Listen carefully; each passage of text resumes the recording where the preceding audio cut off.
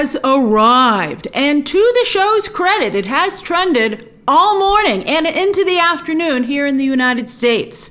She-Hulk trended all day and still didn't manage to debut in the top 10, which was really quite surprising. But Andor is debuting with 3 episodes, so it should be able to crack the top 10. Ratings are, of course, the most important, but it is a real accomplishment for Andor to have trended like this. And so if this can continue, that will be a very good sign for the show. So let's break it down. I've got a lot to say about this episode, and I have some interesting observations, particularly after having watched the episodes again.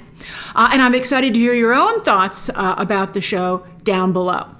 All right, so it has a shocking intro in episode 1 and then a thrilling domino effect action sequence at the end of episode 3. As I said in my review, bookending your first trip to Andor, the world of Andor. Now, what do I mean by domino effect? Well, after the inciting murder at the top of episode 1, the rest of the time, or a lot of it, is spent setting up all the dominoes so that Tony Gilroy can knock them down for a bang-up ending or second half to episode 3. That's not a bad writing strategy. I just think that it just takes too long. We'll break all the story stuff down in a moment, but first I want to talk about Mr. Tony Gilroy. Tony Gilroy is clearly a talented writer, but he also clearly does not know how to write episodic television. But that's okay, Tony. Hardly anybody who writes for Disney Plus knows how to write episodic television. It's a skill. Alan Moore, one of the most famous comic book writers of all time, said if you can write one kind of medium, that doesn't automatically mean that you can write every other medium. Every medium has its own necessities, and you need to have a certain knack for it, structure in particular. And episodic television has to have a certain structure. For instance, this is episodes 1 through 3. Which is about an hour and a half. But clearly, this should have been one 45 to 1 hour episode of televition. It's your pilot. What's the pilot for Andor? And it should have ended with Andor going off to get started with the rebellion. So Tony Gilroy cheated, and he took 3 episodes to do what a talented and experienced television writer would know that they need to do in 1 episode. All right, so there's also way too much padding from things that we don't need to see at all, like how Bix contacts Luthen. Who cares? It wasn't even particularly interesting. She called him. I don't need to see how. This reminds me of the old joke about 24, where we did not see Jack Bauer go to the bathroom ever, right? You spent 24/7 with him, but, they didn't show you everything. And then also, Gilroy shows some things too many times. I know I've told you the rule of 3, but the rule of 3 is not for personality traits. The rule of 3 is for, that's Hitchcock's rule of 3. And the best example of that is in Strangers on a Train, where they're talking about their plan and the importance of the lighter. And you need to show those things 3 times so the audience picks them up. You don't need to take this much time to establish certain personality traits of Cassian Andor, like that he's very good at dealing with people. The I don't have a girlfriend line. I have 300 credits in my coat pocket. Talks his way out of debt with the guy with the alien muscle. Exchange with the shipping office. Although I liked the exchange with the shipping office. I thought that was very well done. But you only needed about half of these. You didn't need that many. We get it. Cassian not only owes money everywhere, but he also has friends everywhere. That's nice. He's a good grifter. And those are qualities that could make a great spy with the right training, which is why Luthen really comes to Ferrix to acquire Cassian Andor, not that thingamajig. Back to these episodes being overwritten, as Cassian, Bix, and company ran around town to try and get everything in place, I often felt like we were running in circles. I was like, weren't we just here? All right, when they have a thing and they're like, didn't we just pass that? Are we going in circles? That's how I felt watching the characters operate for a large chunk of these first 3 episodes. But something that I noticed that the second time I watched all 3 episodes was that Tony Gilroy has chosen to set up a series of young rebellious types, maybe too many. Because that means he doesn't really develop any of them. But you've not only got Cassian Andor, but Syril Karn, and in episode 4, you're going to meet Dedra Meero, who is very much cut from the same cloth, fighting against their experienced superiors. And that's an interesting choice too, as Gilroy depicts their superiors not as buffoons who need to be taken down, but again, as seasoned people with experience whom all these individuals could and should learn from. I'll be curious to see what Gilroy is trying to say here as the series continues.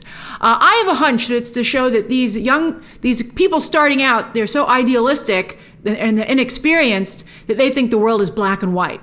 But the reality, of course, as many of us know, is that it's a gray zone and you have to navigate it carefully. I also wonder, so I think that's the message they're trying to send. And I'd be curious to see if any of these characters learn that while we're with them on the show. I also wonder, on a show that's about the rebellion starting, to have 2 of the 3 be members of the Empire or on the side of the Empire, perhaps 1 or 2 of them will join the rebellion by the end of season 1. That would be very interesting. When we see how Cassian joins the rebellion, but he's kind of already halfway there. That's one of the reasons Luthen can recruit him so easily, and also he needs to leave town. But, to see someone from the Empire go to the other side could be interesting and very valuable to the rebellion indeed. All right, so first I'm going to break down the larger story, then go into Cassian's backstory and Kenari, and finally point out some of my favorite flourishes like B2 Emo, right? B2 Emo. All right, so all 3 worlds highlighted here in these first 3 episodes, Morlana One, Ferrix, and Kenari, are all brand new to Star Wars. A bold and risky choice, because again, you're not bringing in, fans aren't familiar and therefore excited to be any of these places. You have to prove their worth to the Star Wars franchise. And maybe this show will. I don't really care if I ever see Ferrix again, though. But, Kenari, I'm curious to see what happened there. And Morlana One, I think is somewhat interesting. It's certainly a very cinematic planet. All right, so speaking of bold and risky, the opening scene of Andor on Morlana One is just that, bold and risky. And it's beautiful. This was a glorious gamble that I feel really paid off, the opening scene. Now, something else that I thought was a really nice touch that I only appreciated the second time I watched this is that when we open, they list the date, 5 BBY, which stands for Before the Battle of Yavin, which is the one in the New Hope where the Death Star is destroyed in the Yavin system. I think it's like Yavin 4 or something. Anyway, and then there's ABY after the Battle of Yavin, right? It's like, BBC and, current AD, before and after Jesus Christ.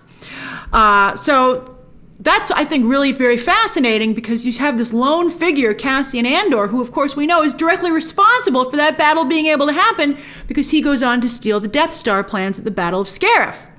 So they, again, lone shadowy figure on a dark night, seemingly in the middle of nowhere, and he is on a path that will redefine the timeline for the entire galaxy. That's fantastic. I think it could have been made more clear because that's really beautiful. I think that it would have been better to say the year that it was at that time, and then underneath, right on the screen, it will become 5 BBY. And maybe explain that a little bit. They don't have the Star Wars crawl on these shows, and maybe they could use a little crawl. Maybe they could use a little crawl because I think that puts this in a much better framing. All right, so as we learn, Cassian has a sister out there somewhere. And with a slim lead, he gets desperate and makes a mistake at the brothel where she used to work. A brothel in Star Wars! By the way, all these space red light districts look the same.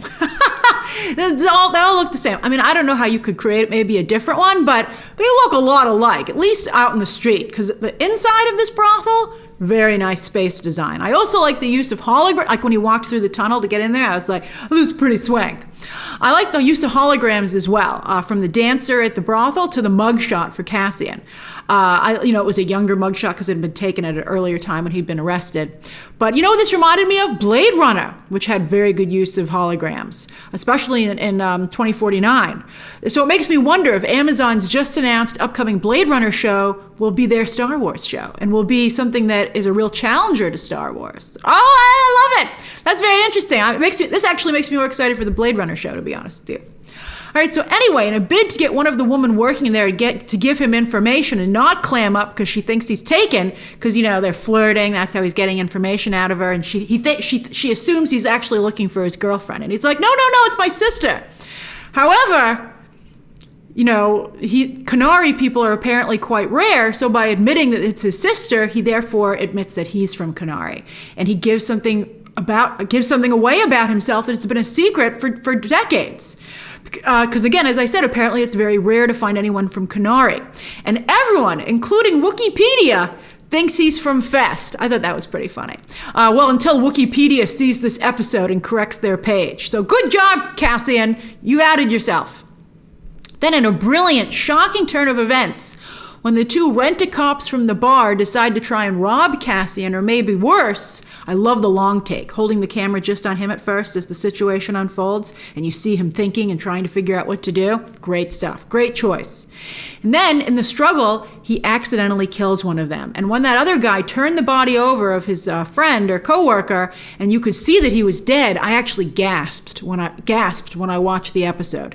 Because, I mean, I knew what Cassian Andor had to do, but this is a Disney movie, not a Martin Scorsese movie, but yet Disney let him do it. That was incredible to me. And the irony, by the way, because it was such a Martin Scorsese movie thing to do. I thought it was fantastic. I thought it was just excellent, excellent, excellent. And this is the catalyst, not just for this whole story of the Andor show, but how Cassian Andor ends up becoming a spy, joins the rebellion, goes on to steal the Death Star plans, which he gives his life for, and changes history. It started on this dark and shadowy night with again, as I said, a murder, but like a tiny murder that seems inconsequential. It's fascinating. It's like the first shot in the Revolutionary War, and look what that led to. I mean, it's just really, or the assassination of Archduke Ferdinand. I mean, this is fascinating stuff. Again, I'm appreciating it, but I think that the show could do more to up the coolness factor on these things. I'm sure someone will be like, but you think it's cool now, Grace. Okay, but you see what I'm saying. All right, so anyway. It's also interesting to see the Empire outsourcing a whole sector to a corporation. But even today, the government is outsourcing more and more to the private sector. So we recognize it. Enter Syril Karn, who, as bad luck would have it, is the corporate rent-a-cop who gets the case of these two other rent-a-cops who were murdered on his desk. A man so convinced in his own self-righteousness, he can't compute anyone on Ferrix thinking he's one of the bad guys. This makes me wonder if Syril, who seems so evil and set in his ways, maybe he'll be the one who joins the rebellion. That would be a fascinating character arc. And it would worry me because I think Syril could maybe upstage Cassian Andor on his own show. Because Syril, played by Kyle Soller, is a very compelling character. I love that he modified his own uniform. Hilarious. And Kyle Soller's eyes not only match that uniform perfectly, I wonder if they did that intentionally. I thought that was great. But they are beautiful, crazy eyes with his distinct eyelashes. I mean, he looks nuts, but it's mesmerizing. I love it. And by the way, what do you think? Do you agree about the tech? Like what I said in my coverage before, right? How can anyone read that? They're like, oh yes, sir, that square shouldn't be on that squiggly line. Let's follow the square. Bloop, bloop. It's like Tron. It's like Tron tech almost. And you're like, this is ridiculous. You're not reading anything. It just gets crazier as the show goes on. And then, oh no, Syril meets another low-level zealot. And that's a bad combination. How does Syril find Cassian Andor? Well, it turns out that Cassian has a friend, Bix. I'm not sure if they used to be more than friends or not, but they're totally platonic at this point. And Bix has a friend at work that she's having fun with, who ends up being jealous of Cassian and actually turns him in, even though Cassian gave this guy no reason to.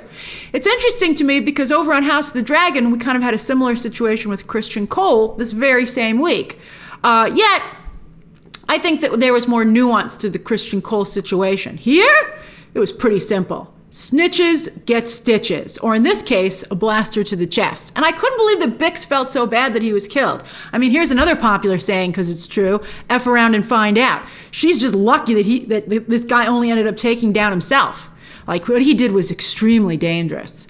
And again, with no provocation. He should have just asked her about it, a point blank. I mean, never race. Never be a snitch, but he shouldn't have raced to be a snitch. So while Syril has been closing on Cassian, Cassian knows it's just a matter of time anyway. Even though he doesn't know that they're that close to getting him, he knows he's got to leave town. So he asks Bix to help set up a buy so he can get enough money to disappear and also leave enough for his mom, his adopted mother. Well, it was a very aggressive adoption. We'll talk about that. But, he's a nice guy. He's a nice guy. So enter Luthen Rael, Bix's buyer, who's actually helping establish the Rebel Alliance and is spy shopping. This is the first time I've ever seen Stellan Skarsgård look like one of his sons, specifically Alexander. Usually you're like, how did all these come from that? Now I was like, oh, I see it. And I also see your future, Alexander Skarsgård. And we will continue this conversation next week. Alexander Skarsgård, none of the Skarsgårds are showing up, but there's something very interesting I want to discuss with you next week that I was fascinated by. All right, so anyway, I wish whatever Cassian was trying to sell was from that ship that crashes in his backstory. But alas, it would probably be too old at this point to be worth anything. I mean, I got a new phone at the beginning of the pandemic, right before the pandemic started, and they've already released 4 new ones since then. So that thing would have been useless. But again, Luthen is coming to buy Cassian Andor, and the thingamajig means nothing. So much so that when Cassian tries to get it, when the shit hits the fan, he's unable to get it, and it doesn't matter, which I thought was a little frustrating. I wish he had gotten it, and then it came into play later. That was a little frustrating. I was like, if it's that useless to the plot, what did we even spend so much time on it for? But the falling engines with the chains attached, fantastic sequence. I gasped when that one dude bought it. I mean, I did a lot of gasping watching this show, so it's got that going for it. I mean, not only because it was amazing, but like it was happening on a Disney Star Wars show. And the sound effects really helped sell it. They made those engines feel particularly heavy and dangerous. And I was like, oh my God. Speaking of chains, I also loved when those 2 workers came in at the beginning of episode 3. Very cool. Definitely one of the perks of the job. I was like, wee, me next. And the shot of the gloves on the wall, by the way, for the workers was also a very nice shot. Although I'd be like, nobody better take my gloves. Those are my gloves. Everyone seemed to take their own gloves. But I don't know. You know someone's taking someone else's gloves. I would just take my gloves home. Thank you very much. All right. And of course, Cassian's friend chains a big, ship part, right, to one of the rent-a-cop pods. But when the pods were deployed at the beginning of the episode, I also liked that sequence quite a bit. But that was an incredible sequence with that pod that spun out of control. It was really well shot, a lot of tension. That guy, he was as inept with a gun as he was in a pilot seat. He had no idea what he was doing, and it was shocking. And then also, it was very helpful to Cassian because it disoriented the other rent-a-cops as it made them feel they were everywhere and they didn't know what direction they were coming from, and also they were a bigger force than they were. And that's like the kind of tricks rebels and spies need to use. It was great. More tricks coming up. All right, so then in a classic Hollywood move, our hero comes upon the person who's chasing them and doesn't know that's who they're talking to. It's from all kinds of things. We saw it in Die Hard, right? And then, of course, that Gerard Butler movie ripped off Die Hard. But it's been used in a lot of places. I think The Fugitive maybe even used it a little bit too, right? But while Cassian was smart in the opening scene and killed that other rent-a-cop to try and make sure he had no witnesses, I mean, it didn't work out. But it was a good shot. It was a good try. Here, he ignores Luthen's advice to kill Syril and has mercy. Will Cassian regret this moment, or does it turn out to be an investment in his future? They're really setting up Syril in an interesting way. Now, the more and more I think about it, we'll find out. I thought Cassian would do another Star Wars classic move, which he actually does in Rogue One, and that's take Syril's uniform. Not the modified uniform, but instead he sends out a decoy speeder, and to Syril's shock, kills a lot of rent-a-cops. I was just as shocked as Syril. Syril was under the impression he was on a Disney Plus show. He's on a new kind of Disney Plus show. So Syril is stricken. But just moments before, he was celebrating and smiling, thinking he'd killed Cassian. So, hey, again, F around and find out. That applies to Syril this episode, too. Syril is not only shocked that someone as righteous as him could lose, he's like, but I'm the good guy. And we're like, no, you're not. But anyway, he bet big on this mission, going against his superior's orders, and so he bet big, and therefore he lost big. Episode 3, I thought, ended really powerfully, and I wonder if this was intentional, but you had 2 well-intentioned white people who are both totally driven by their own self-interest, dragging poor Cassian Andor off on a new adventure that may or may not, and is probably not in his best interests. I thought that was a very interesting commentary. And it was a powerful visual, but I don't know if it's a good idea to take away so much agency from the person who's supposed to be our hero. I mean, I don't know how compelling it is story-wise, unless you're trying to make that point. But then the show, I think, needs to make that point with much more strength. But then also, it becomes very sad when you think about what ultimately happens to Cassian Andor, that he dies. And, it doesn't seem to be of his own choosing to a degree. So that's very complex. And let's see if Tony Gilroy can pull it off. Okay, now let's talk Kenari, an abandoned mining planet which apparently was toxic and killed all the adults, because when we see this tribe, it's a bunch of children and teens who seem to be in distress because that one teenage girl is first like, oh, we need help. Like that's the universal signal for waving help, because I don't know what they were saying because they speak a language that we can't understand and isn't subtitled. I mean, that's a fine creative choice. I mean, fine, I get it. But then don't have them talk so much. Like they literally would have us sit there and watch them have conversations. Like they should be more action-based scenes. That's traditionally how those scenes are handled. And it's fine to break with tradition if it's a successful break, but I don't think these scenes worked for that reason, for a good chunk of them. Some of the scenes I liked, which we're going to talk about right now. I also can't believe that all those kids, speaking of just sitting and watching something happen, they just sat and watched as that yellow dude got up and killed their leader. Why did no one say something or blow a dart? They were just like, wow, that's going to really suck for her. And it did. They made up for it, though. They turned him into a real pincushion. So that kind of annoyed me. I was like, wow, she went out there and put herself at risk to help all of you, and you couldn't even say, hey, get down or look out? It was nuts.